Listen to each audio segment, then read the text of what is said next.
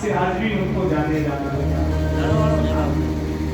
वही तो मलुकदास जी कहते हैं, अजगर करे न चाकरी, पंछी करे न काम, और दास मलुका कह गए सबके दाता राम। दाता एक राम, भिखारी सारी दुनिया। दाता एक राम, भिखारी सारी दुनिया। दाता एक राम, भिखारी सारी दुनिया। दाता एक राम, द्वारे पे उसके जाके कोई भी पुकारता। द्वारे पे उसके जाके कोई भी पुकारता। परम दया में उसको अब से उबारता। परम दया में उसको अब से उबारता। दाता एक राम, भिखारी सारी दुनिया। दाता एक राम, भिखारी सारी दुनिया। दाता एक राम। काली की सेवा देते हुए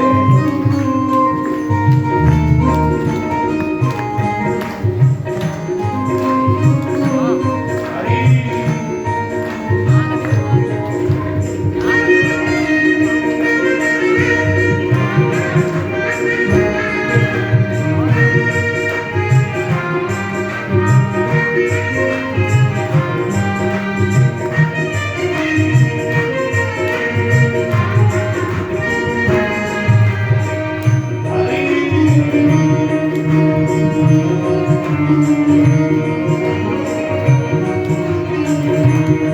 भिखारी सारी दुनिया। दाता एक राम, भिखारी सारी दुनिया। दाता एक राम, भिखारी सारी दुनिया। दाता एक राम।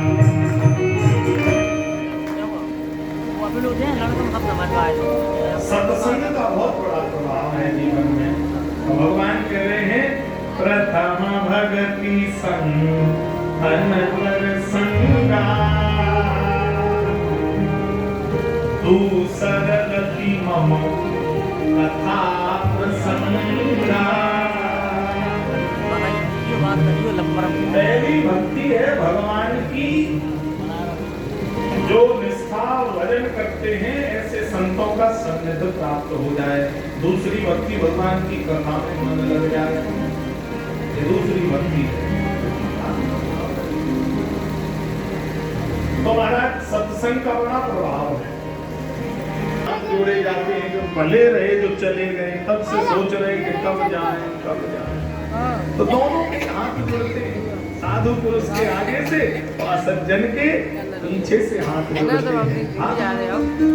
बिछुड़त एक प्राण हर ले, और मिलत एक दुख दारुण दे। एक के मिलने पर प्रसन्नता होती है, और एक के महाराज मिलने पर हृदय दुख से भर जाता है। भलो भलाई पैल है लहै निचाई नी, सुधा सराय अमरता गरल सराय नीच। इसके बाद खल की वंदना की है, और खल और सठ में अंतर गोस्वामी जी ने बताया। खल और सठ में अंतर क्या है? खल में क्षणिक भाव है और सठ में स्थायी भाव है। क्योंकि चौपाई कह रही है, क्या कह रही है? खला हो करे फल पाए सुसंगु, खला हो करे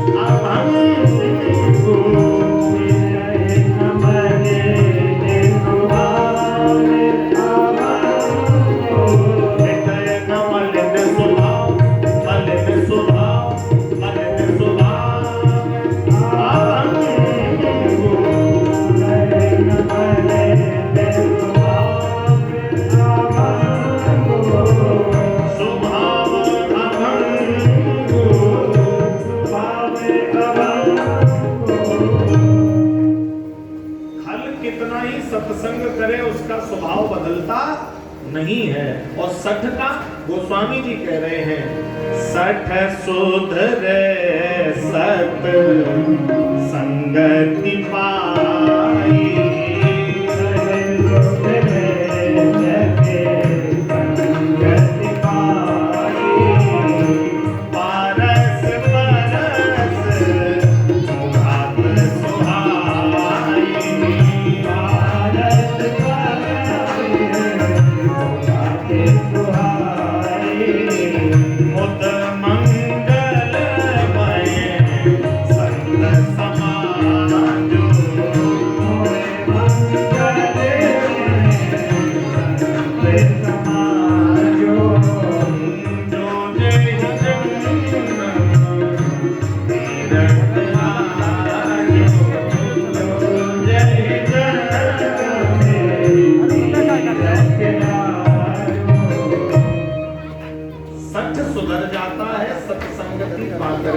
पर खल नहीं सुधरता है। क्यों? जाता कभी स्वभाव न खल का। खल कौन है? इटावा वाले ध्यान से सुन ले। जो खाए और लड़े, जो खाना जानता और लड़ना जानता, वो कौन है? खल है। अच्छा, गुरुदेव कहते हैं कि परम खल कौन है? बोले जिसका खाए और उसी से लड़े, ये परम खल है।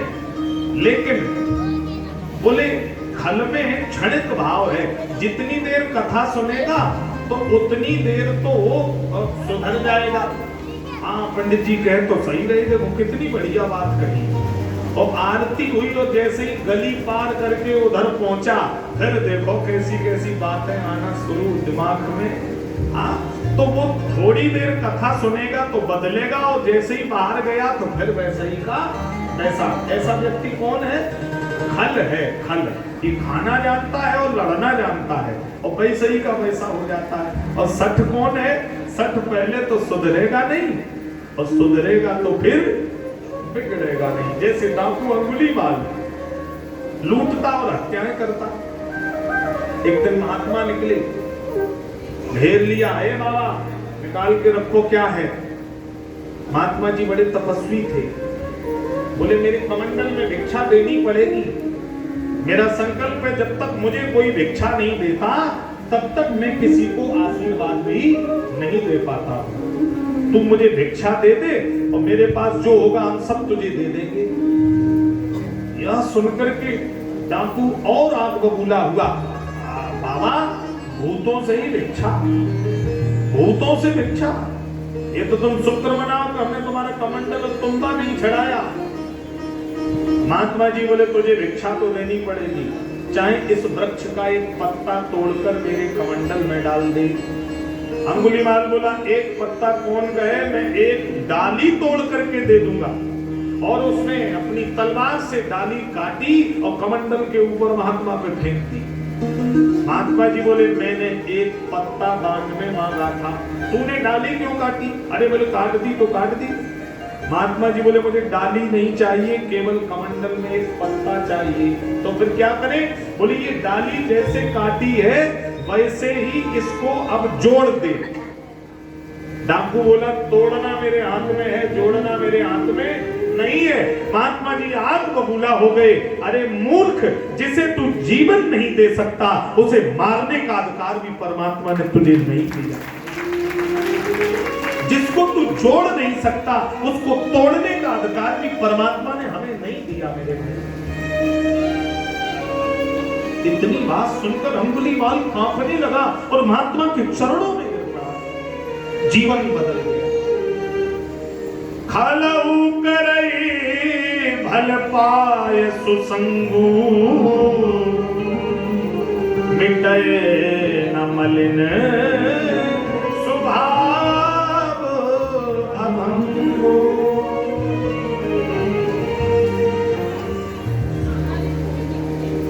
पारसमणि को स्पर्श करने पर लोहा सोना बन जाता है, सत्संगी पुरुष को स्पर्श करने से सठ व्यक्ति भी साधु पुरुष बन जाता है, जीवन बदल गया। सठ सुधरे सतसंगत पाई, पारस परस उघात सुहाई।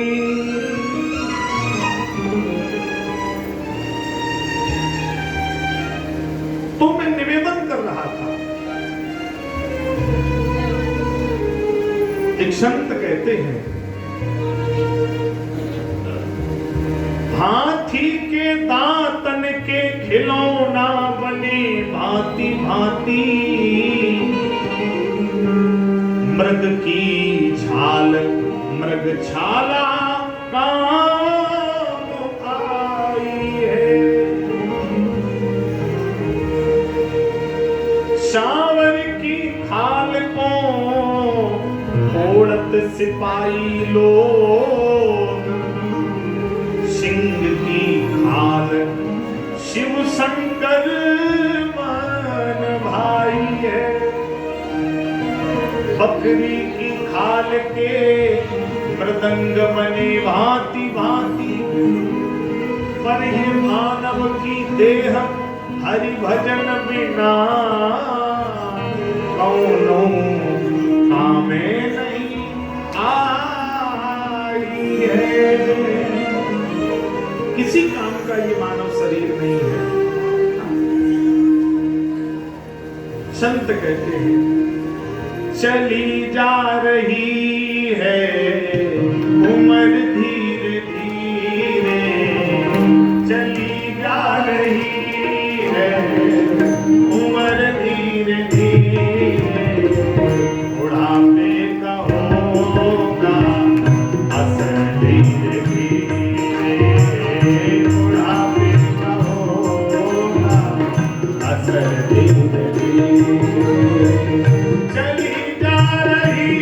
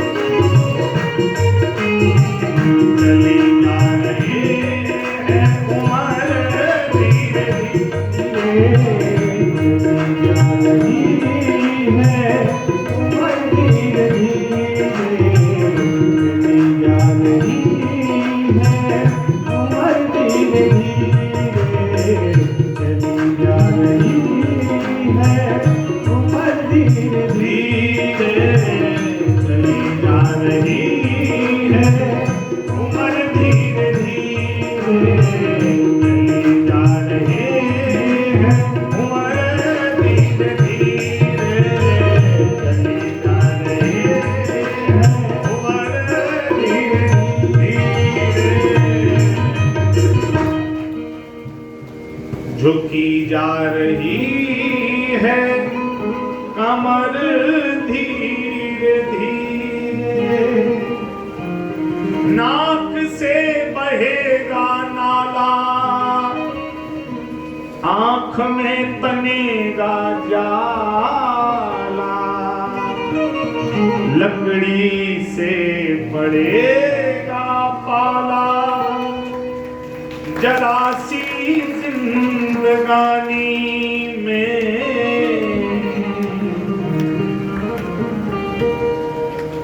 जरा सी जिंदगानी में लाज लगती है तो घूंघट की याद आती है, प्यास लगती है तो पनघट की याद आती है, उम्र ढलती है तो मरघट की याद आती है। गोस्वामी जी कह रहे हैं, जन्म जन्म मुनि जतन कराई, मुनि जतन कराई, अंतराम कहे आवत नाई, अंतराम कहे आवत नाई, हरि व्यापक पत्र समान, हरि व्यापक पत्र समान, प्रेम प्रभु प्रगट में जाना, प्रेम प्रभु प्रगट में जाना, हरि व्यापक सर्वत्र समाना, हरि व्यापक सर्वत्र समाना, अंतराम कहे आवत नहीं। इसलिए भजन और दान जब तक शरीर में ताकत है तब तक कर देनी चाहिए। बुढ़ापे में पता नहीं लड़के बहू कैसे निकल जाएं। कभी कभी बुजुर्ग लोग बुढ़ापे में थक जाते हैं, जवानी बहू बच्चों में लगा दी, बुढ़ापे में मेरा ये सम्मान करेंगे, और बुढ़ापे में लड़के बहू खराब निकल गए, बाजी हार गए। धन धरा के बीच में सारा गड़ा रह जाएगा, नारी लगे प्यारी घर ही रोवत खड़ी रही जाएगी, जिस देह पर करता गर्व वो खाक में मिल जाएगी। हाड़ जरे जो सूखी लकड़ी, तेल जरे जो धार, सब तन जरता देख के भयो कबीर उदास, चलती चक्की देख के दयो कबीरा रोए, दो पाटन के बीच में साबुत बचान को। चकिया में कोई दाना साबुत नहीं बचता, लेकिन बचता है जो उसमें हरीस होती है ना, उसके नीचे जो दाना आ जाता है पाटों में, वो बच जाता है। तो संसार में जन्म और मृत्यु दो पार्ट हैं, इसमें उम्र पिस रही है, कोई नहीं बचेगा। संसार के जन्म मृत्यु के पाठ में सबको पिसना है, लेकिन जो हरि के सानिध्य में चला जाएगा वो इस संसार में बच जाएगा, नहीं तो सबको पिसना पड़ेगा। मैंने हीरा हिराई दरो चपरे में,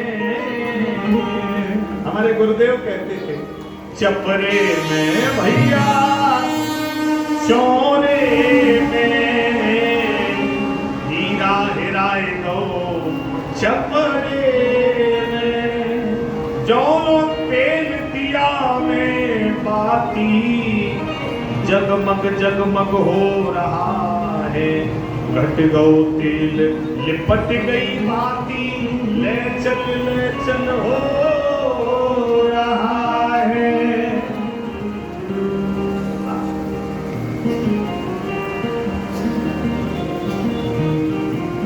बड़ी मार्मिक चर्चा है। खल और सठ में अंतर गोस्वामी जी ने बताया। खल कभी नहीं सुधरता और सठ सत्संगति पाकर के सुधर जाता है। गुरुदेव भगवान कहते हैं ब्राह्मण मिट जात पर स्त्री के प्रसंग किए, छत्री मिट जात दंड घूस धान खाए ते, आलस के किए ते किसान मिट जात है, विधवा मिट जात मांग सिंदूर लगाए ते, आओ आदर घट जात रोज नित्य द्वारे जाए ते, और सठ सुधर जात सत्संगति के पाए थे। सत्संग से जीवन बदल जाता है। इसके बाद गोस्वामी जी ने कहा सत्संग और भगवान का नाम बड़ा ही चमत्कारी है, मंगल करता है, भाव कुभाव अनख आलसहु नाम जपत मंगल दिसदसहु। एक सज्जन मिले, वो कह रहे थे करिया सांप अगर रास्ता काट जाए तो अपशगुन होता है, करिया सर्प अगर दिख जाए जाते समय तो अशुभ है। किसी ने कहा भोले बाबा के सिर पर करिया सांप 24 घंटे रहता है, फिर इनके घर में कभी अशुभ क्यों नहीं होता है? गोस्वामी जी ने बताया भोले बाबा के घर में अशुभ क्यों नहीं होता है। मंगल भवन अमंगल हारी, मंगल भवन अमंगल हारी, उमा सहित जपत मुरारी, उमा सहित जपत मुरारी, उमा सहित जपत मुरारी। श्री राम के नाम जय जय राम, श्री राम जय राम जय जय राम। भगवान का नाम कभी अमंगल नहीं करता है। मंगल करनि कलि मलिहरणी, तुलसी कथा रघुनाथ की, गतिकूर कविता सरित की जो शरित पावन पाथ की। कलिमल हरण मंगल कर, ये भगवान की कथा मंगल करने वाली है, कभी अमंगल नहीं करती है।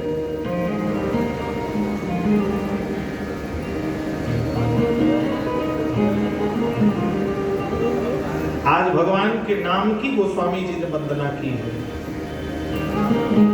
ध्रुव शलगानी जपेउ हरि नाम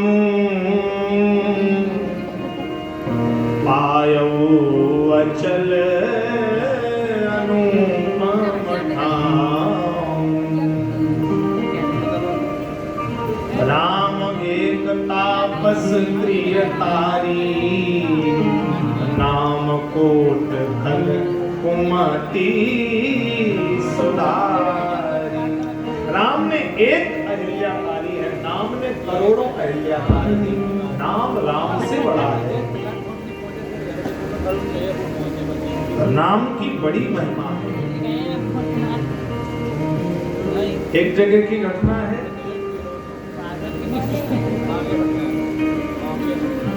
गुरुदेव भगवान कहते हैं, क्या कहते हैं? सातम सम मोहि मैं जग देखा, मोहित अधिक संत कर लेखा। एक व्यक्ति, उसका विवाह नहीं हुआ था, घर वाले उस पर बड़ा काम करवाते थे, सुबह से शाम तक काम में लगाए रहते थे। पड़ोस में एक आश्रम था, कभी कभी वहां जाता था, गुरु जी से परिचय थी।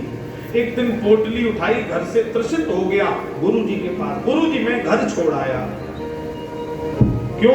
बोले मैं यहीं रहूंगा, गुरु जी जो काम बताओगे मैं करूंगा, मुझे एक भी पैसा नहीं चाहिए, गुरु जी मुझे आश्रम में रख लो। गुरु जी ने देखा पैसा देने पर भी नौकर काम नहीं करते हुए तरीका बन गया। पर उसने कहा गुरु जी एक समस्या है, मैं दिन में 3 बार भोजन करता हूँ, भूख का बच्चा हूँ, मुझे भोजन तीनों टाइम चाहिए। गुरु जी ने कहा यहाँ भंडारे भरे हैं देसी घी के, दिल्ली बंबई के सेठ भेजते रहते, कोई कमी नहीं है, जितना खाओ खाओ, कोई दिक्कत नहीं। अब जिस दिन वो गया था उस दिन एकादशी थी। अब उसने पोटली रखी, गुरु जी से बोला गुरु जी हमें भूख लग रही है। गुरु जी ने कहा आज तो भोजन बना नहीं। क्यों? एकादशी को आश्रमों में वैष्णवों के यहाँ भोजन बनता नहीं है, फलाहार रहते, व्रत रहते एकादशी को। अब वो बोला गुरु जी देखो हम सब करेंगे लेकिन हम भूख के कच्चे हैं, बिना भोजन के नहीं रहेंगे।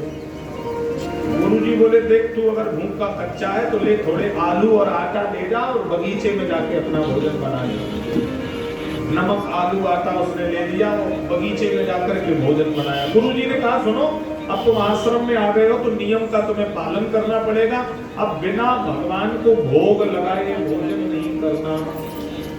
गुरु जी ठीक है आपकी आज्ञा है तो हम मानेंगे गुरु जी, हम भोग लगा के ही भोजन करेंगे। बढ़िया भोजन पकाया और बगीचे में बैठा, जैसे ही करने को चला ध्यान आया गुरु जी ने कहा भोग लगा के करना, भगवान को खिला के करना। तो कभी भोग लगाया नहीं था तो क्या जाने, अब हाथ जोड़ के बोला आओ प्रभु भोग लगाओ, आओ प्रभु भोजन पाओ। अरे 10 मिनट हो गए, 15 मिनट हो गए, वो सोचे भगवान आ ही नहीं रहे। उसे लगता था कि भगवान आते होंगे तब खाते होंगे। अब वो धीरे धीरे कहे सीताराम